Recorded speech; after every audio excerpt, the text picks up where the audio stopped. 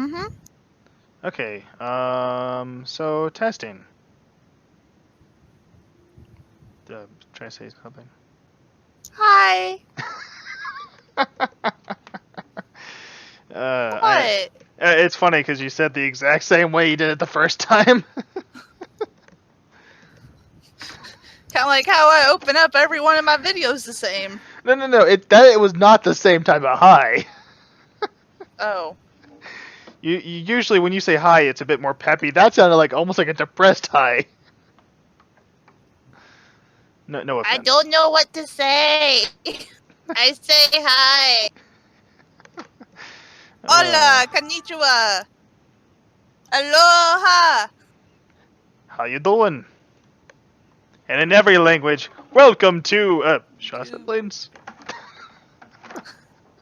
We're not Lego Island, so you know. Welcome to Lego Island. I am your host from the Shaw Siblings channel. I miss that. I really want that to come to Steam. I do too.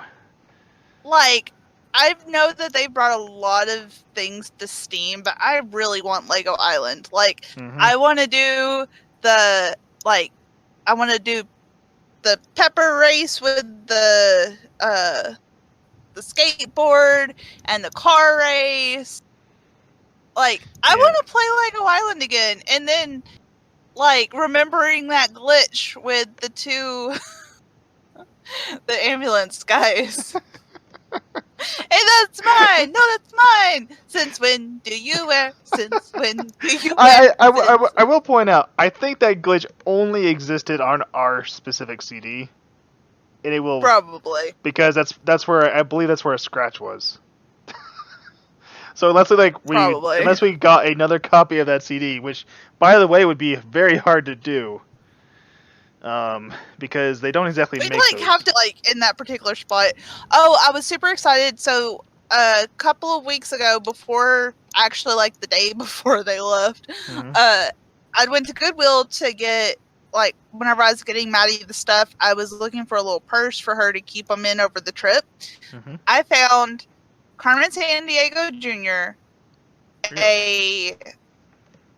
Yeah, I also found 2 other games that were in that thing. Yeah, I know. I remembered back a few years ago, shortly after Lego Island 2 had come out. They actually had Lego Island and Lego Island 2 at Dollar General. Wow! This is back when Dollar General was closer to Cave City School than it is now. You know. So it just kind of something I remembered seeing. I'm like, why did I not pick that up at the time? You know. Yeah. It's like if younger me knew what older me now knows, I would have picked that up. You know. Yeah. Been really bad about answering. Yeah. Well, so just to kind of remind everybody, in my last video, I decided in February, maybe March. Yes. So, all right. For those of you who didn't see my video because it or didn't understand the context, Desiree had asked me what's my favorite pickup lines. All right, and you had asked that the day after. No, you'd asked me that before Valentine's Day. Yeah. Or at least very close there too. And I didn't have an answer. You know, I had to ask people what exactly a good pickup line would be, and most of them were really cheesy and corny and not stuff I say. Hey, some of them, okay, so my favorite is, do you have a map? Because I'm lost in your eyes. I love that one. But the stuff I'm getting is most of, not all of them, but a good majority of them were perverted. You don't have to do a perverted pickup line. No. I know. But, most of them, and this is why I gave the ones I did, because they were ones I actually liked, Such as the one I made up, which was, if love had a formula, it would be the imaginary number is less than 3 uranium, which is I love you. Uh-huh. Yeah. So like it's like that was type of stuff I was going for, So, anyways, but at the end of my video, to do a little bit of a jab at you, because at the time I was, trying to, like we had basically just barely started playing D&D. Like we were still like 1 or 2 sessions in. Actually, at that time, when did we start playing D&D? Because I think at that time we may not have started yet. But it was either we. I can get on Discord to flip over and look if needed. No, I mean it's not a big deal. I'm just looking at we started playing. It was very early. If it wasn't that we if we hadn't been playing, we were like, it was within a few weeks we were. That sort of thing. But I had asked you what your favorite, ranking your favorite classes. Yeah, and that's a brutal question. You're welcome.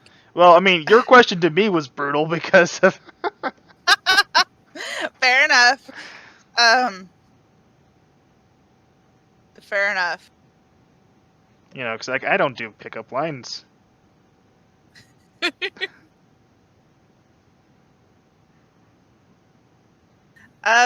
Okay, so I don't know that I can necessarily do my top so many because it really depends on the character and the story that it's around.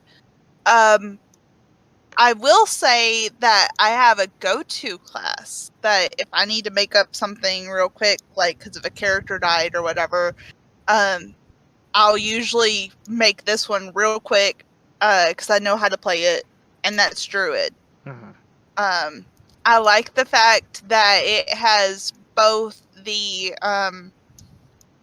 ability to do weapons and spellcasting, in addition to this like natural sense of stuff. So like you can work with transforming into animals, like making plants like grow up into these huge things and like protect characters or choke them to death. You can like I've had a storm druid which was able to call down lightning kind of like Thor.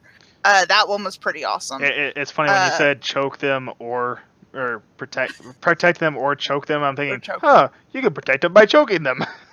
Yeah, make them to where they don't say anything. Don't say anything stupid. I can't breathe. Yeah, I'm sure that would go over very well with characters.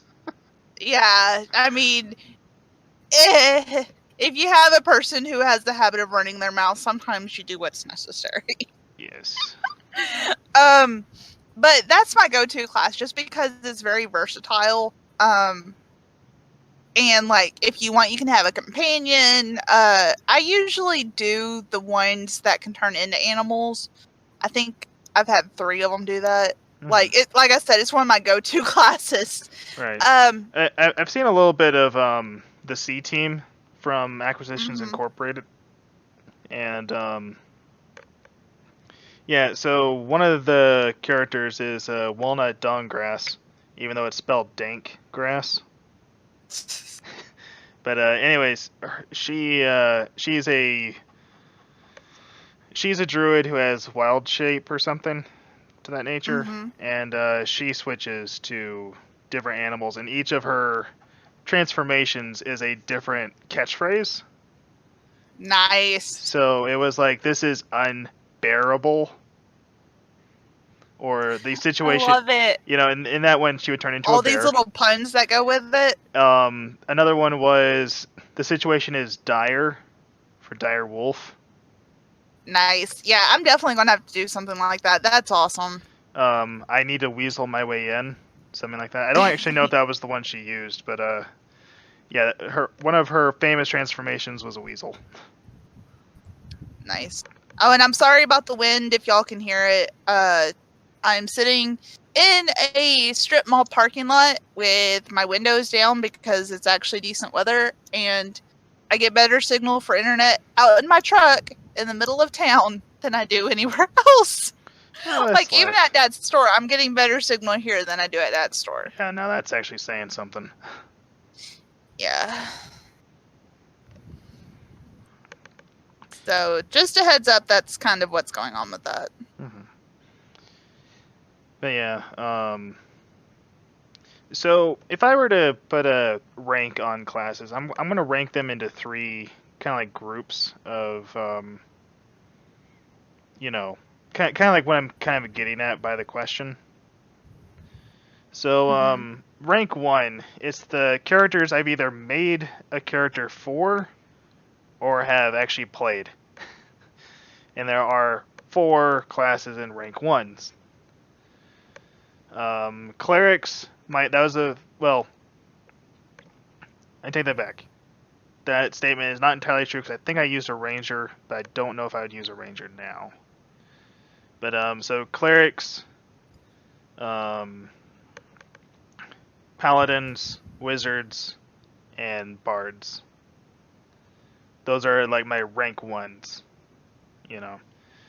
So you like the spellcasters and stuff? Yeah, it's weird because as the way I am, like I don't know why, but it's like I like the idea of being able to use magic when I want to, you know. Now, with that said, when I think of paladins, I usually just think of a better fighter. You know, I don't really think of a spellcaster. But then yeah, because they've got a lot of like self buffs instead of like as opposed to like group buffs aim at and something. stuff. Yes. Yeah. And that's what I'm saying. I'm not entirely sure if like that's the thing. I'm not entirely sure I'm gonna play Kellyanne and Tora entirely. My 2 characters from our D&D campaign. I'm still trying to learn how all the magic stuff works. Like it was like 2 sessions ago when I finally figured out. Oh wait, I've been unintentionally overpowering Kellyanne the paladin by not realizing I had to prepare certain spells. Yeah.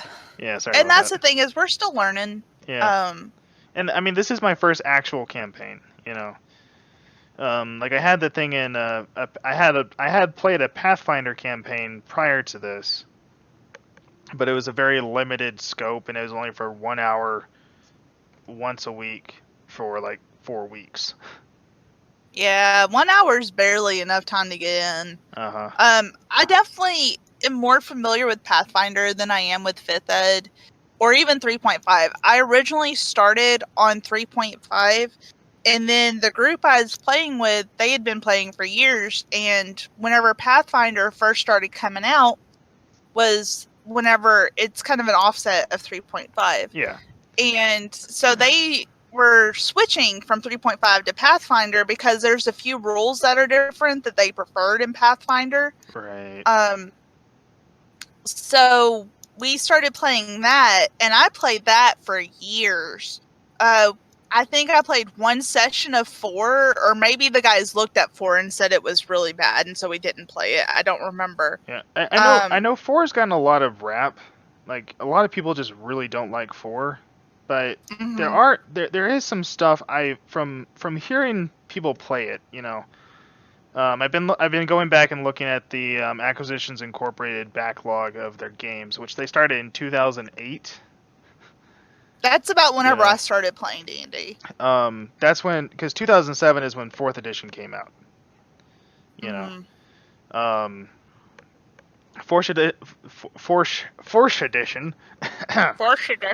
Yeah, 4th edition came out. Trying to speak another language, are we? Nein sprechen Sie bisschen Deutsch. Because what I just said was I don't speak Little German. You speak Little German, silly goose. Yes. Eins. See, that's one thing. Somebody, it was funny. I was at work, and one of the guys said something. I answered back, and he looked at me. I was like, I know a little bit from Hogan's Heroes, man. That's it. So he just kind of chuckled and nodded. I don't remember if he just visited or if he served over there, but he'd been over to Germany, so he knew a bit. I know one of the guys I work with, he and Dad were over there at the same time. Oh, that's cool. Like they probably passed each other on the road when one of them was leaving camp or something. Mm-hmm. You know, because they were They with it. recognize the name or anything? No, it was just one of those like. Charles was explaining to me that he served over in Germany in the 80s. I'm like, wait a minute, like early 80s? Like, yeah. So I called up Dad, and we got to talking, and basically Charles was asking, hey, do you recognize the name blah blah blah? And it was one of the army bases. They served within like 13 miles of each other. Wow. You know. So. But yeah, so on your ranks, you have Druid as your top, just in case character.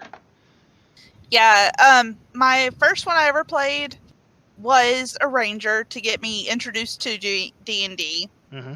That didn't last very long, but I still enjoyed it. Cleric was the second one.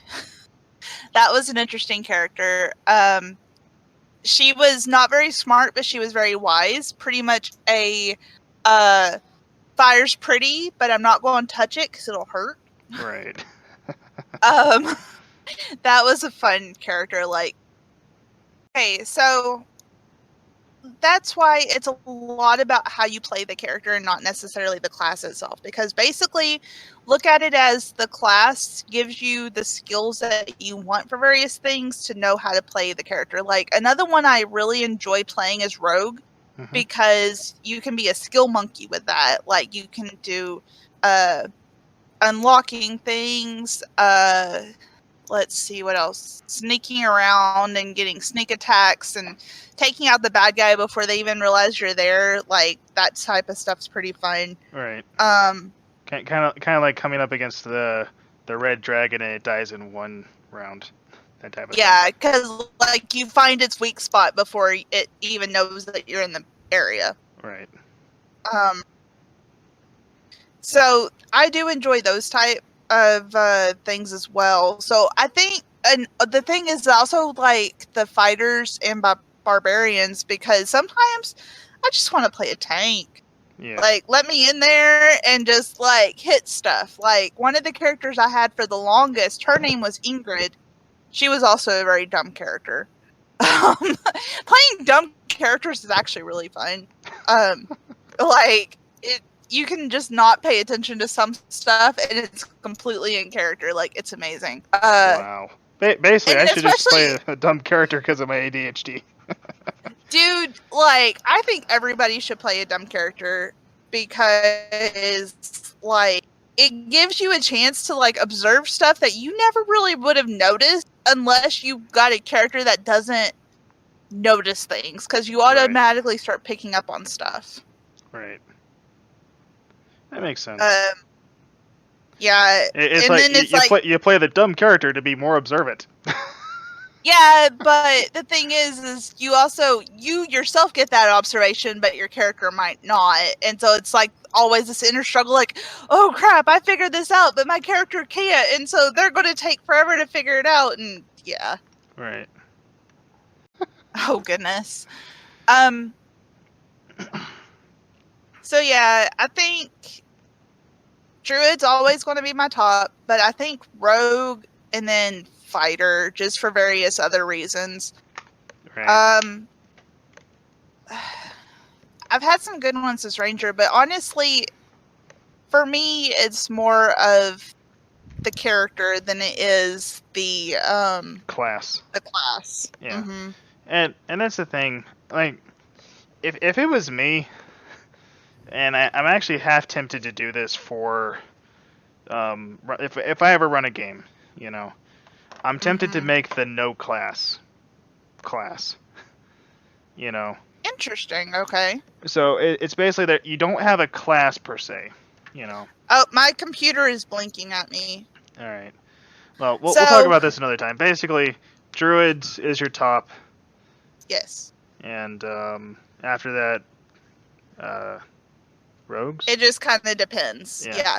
But for me, druids is my top. So thanks for joining me. Hopefully, we'll do this next time after I get my computer charged. Mm-hmm.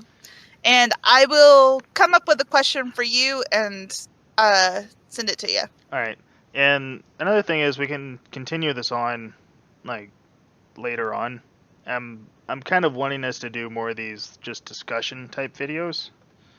Okay. So instead of the correspondence like, 1 and 1. Well, we can do that. We can still do the correspondence, but also like I hate to say it this way, to get content out there, we can do basically like a podcast or a tube cast. I get you. Yeah, let's try this and see how it works. Yep. So my computer's about to be Josh. I'll talk to you later. All right. Love you. Bye. Bye.